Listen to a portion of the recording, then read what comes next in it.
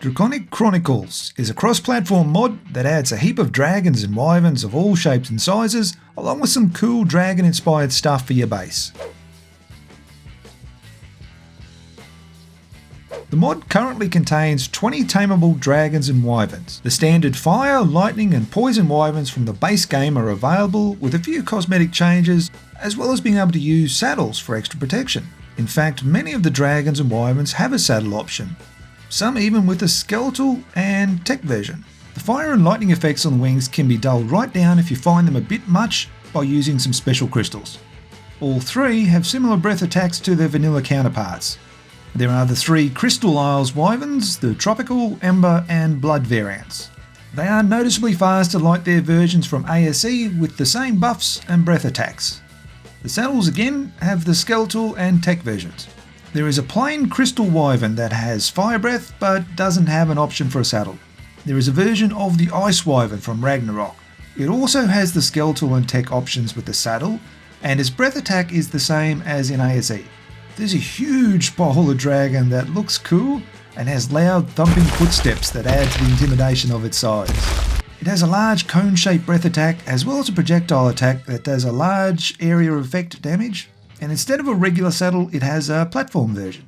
The Inferno wyvern is one of the smaller wyverns and doesn't have a saddle option. It has a fire breath attack as well as an alternate fireball attack.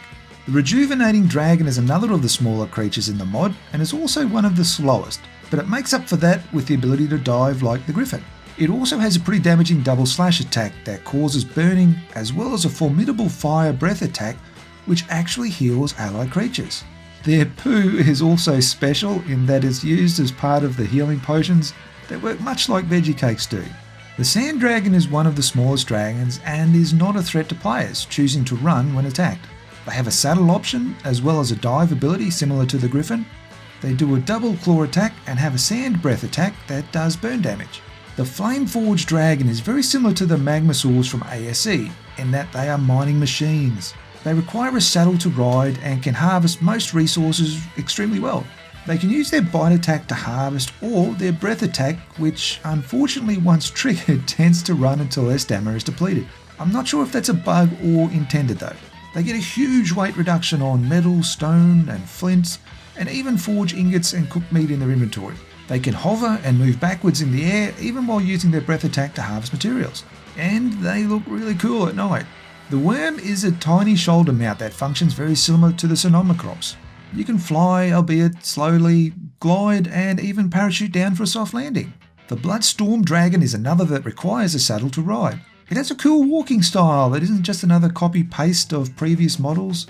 It has a powerful bite attack and a blood breath attack that can only be used when flying. It also applies a life-stealing effect, healing itself as long as the victim is alive, and similar to the Karchar, it has a kill frenzy and blood rage buff. Don't let the tidal dragon's looks fool you. This is one of the fastest creatures in the game, just not on land. In the air, or especially in the water, it's super fast. It can dive like a griffin and is able to transition between water and air in an instant. No saddle required, but it has a natural armour like the Shadowmanes. It also creates an oxygen bubble around the rider, meaning no scuba tanks required. It has a simple bite and water breath attack that does damage over time.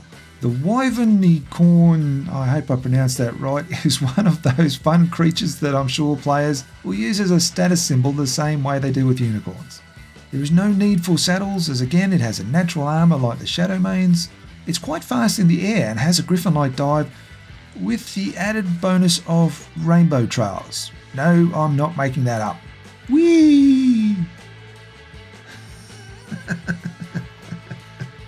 It has a standard bite and a glittery breath attack that does burn damage. The Dragonkin is a small humanoid-sized dragon that has a saddle like the Karchar, although it's a little bugged as you can see here. It has a fire breath and the ability to blink over short distances. The Hydro Dragon is huge. Big and powerful is an understatement. It has a tech saddle available that has a tech shield that I couldn't get to work on PS5. Well, not straight away, but I mashed buttons until eventually it worked. It has a powerful bite and a continuous water breath attack that can't be stopped until it runs out of stamina. Again, not sure if that's intended or a bug. It also has some kind of secondary attack that is, well, it's a bit of a laugh. It looks like some sort of explosive attack, perhaps with PvP and raiding in mind, but again, I couldn't stop it at all this time, and the only way I could get it to stop was to cryo it. The undead wyvern is made by sacrificing one of your existing wyverns. You need to kill it with a frozen spear, and then it comes back as an undead. They are painfully slow when flying, but make up for it a bit with a diving ability like the griffins. It does a continuous stream of frost breath that will go until you run out of stamina. Not sure if I'm using this one right either. It has a slot for a saddle, but as at the time of this review, there doesn't seem to be one yet. Along with the dragons and wyverns, there are also several related structures. To craft them, you'll need the Draconic Shrine, which unlocks at level 5. From there, the other structures, saddles and recipes unlock regularly all the way up to level 100. The Draconic Chair is somewhere for you to sit and ponder a land overrun with dragons. The Cauldron is where you craft all the potions, especially the essences, which are used for taming the dragons. The Obsidian Vault is a tiny version of the normal vault, and it's definitely handy to be available so early on. The Incubator is where you can hatch your eggs, and yep, it works on all eggs, not just the dragons. The Draconic Obsidian Fabricator is simply a skinned fabby, much smaller and cooler looking though. The Draconic Altar is used to summon special rewards, although I'm not all that impressed with the rewards versus effort. You crush an artifact to receive 2 artifact dust.